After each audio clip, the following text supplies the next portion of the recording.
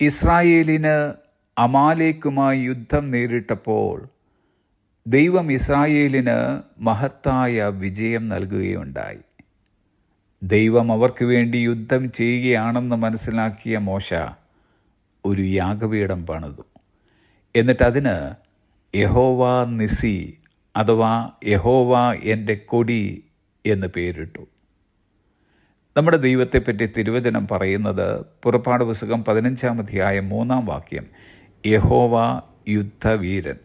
പുറപ്പാട് പുസ്തകം 14-ാം അധ്യായത്തിൻ്റെ 14-ാമത്തെ വാക്യം, യഹോവ നിങ്ങൾക്ക് വേണ്ടി യുദ്ധം ചെയ്യും.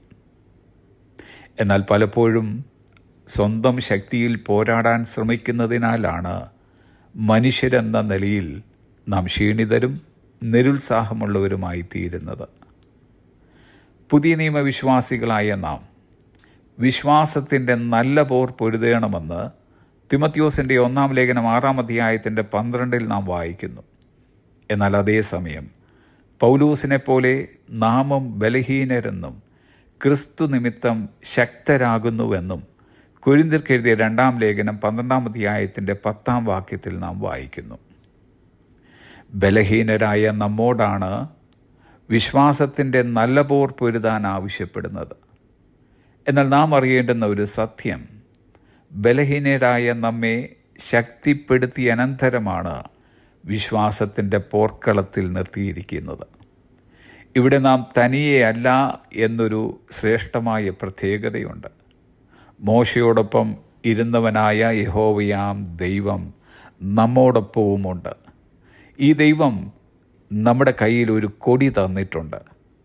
നാം ഉയർത്തിപ്പിടിക്കേണ്ട ആ കൊടിയുടെ പേരത്രേ യഹോവ നിസി. എന്ന് വച്ചാൽ യഹോവ നിങ്ങൾക്ക് വേണ്ടി നിങ്ങളോടൊപ്പം നിന്ന് യുദ്ധം ചെയ്യുകയാൽ നിങ്ങൾ വിജയിച്ചിരിക്കുന്നു. നാം വിശ്വാസ ജീവിതത്തിൽ കാൽ വെച്ച അന്നു മുതൽ ഇന്ന് വരെ യഹോവ നമുക്ക് നിസിയായിരുന്നു. നമ്മുടെ കഴിവല്ല, നമ്മുടെ പരിചയമല്ല, നമ്മുടെ ബുദ്ധിയോ സാമർഥ്യമോ അല്ല, പകരം ദൈവമായിരുന്നു നമുക്ക് ജയം തന്നുകൊണ്ടിരുന്നത്. പലപ്പോഴും നാം അത് അറിഞ്ഞിരുന്നില്ല എന്നതാണ് യാഥാർത്ഥ്യം. ഇന്ന് നാം നേരിട്ടുകൊണ്ടിരിക്കുന്ന സകല പോരാട്ടങ്ങളുടെ മേലും ദൈവത്തിന് ജയം തരുവാനുണ്ട്. പരീക്ഷണങ്ങളിൽ കൂടിയും പരിശോധനയിൽ കൂടിയും ക്ലേശകരമായ സാഹചര്യങ്ങൾ കൂടിയും ഇന്ന് പലർ കടന്നു പോകുന്നുണ്ടാകാം. ഇവയോടെല്ലാം പോരടിച്ച് ക്ഷീണിച്ചിരിക്കുന്നവരുമാകാം നമ്മിൽ പലരും. നാം ഇന്ന് നേരിട്ടുകൊണ്ടിരിക്കുന്ന പോരാട്ട ശക്തികളോട് നമുക്കിന്ന് ഉറക്കെ പ്രഖ്യാപിക്കാം, യഹോവ എൻ്റെ കൊടിയാകയാൽ ഞാൻ ജയിച്ചിരിക്കും. എന്നെ തകർക്കുവാനോ തളർത്തിക്കളയുവാനോ ഒരു ശക്തിക്കും കഴിയുകയില്ല. കാരണം എന്നെ സ്നേഹിക്കുന്ന ഒരുവൻ സ്വർഗത്തിൽ വസിക്കുന്നു. ആകയാൽ എന്നെ സ്നേഹിക്കുന്നവന് മുഖാന്തരം ഞാൻ ഇതിലൊക്കെയും പൂർണ്ണ ജയം പ്രാപിച്ചിരിക്കുന്നു. Have a blessed day.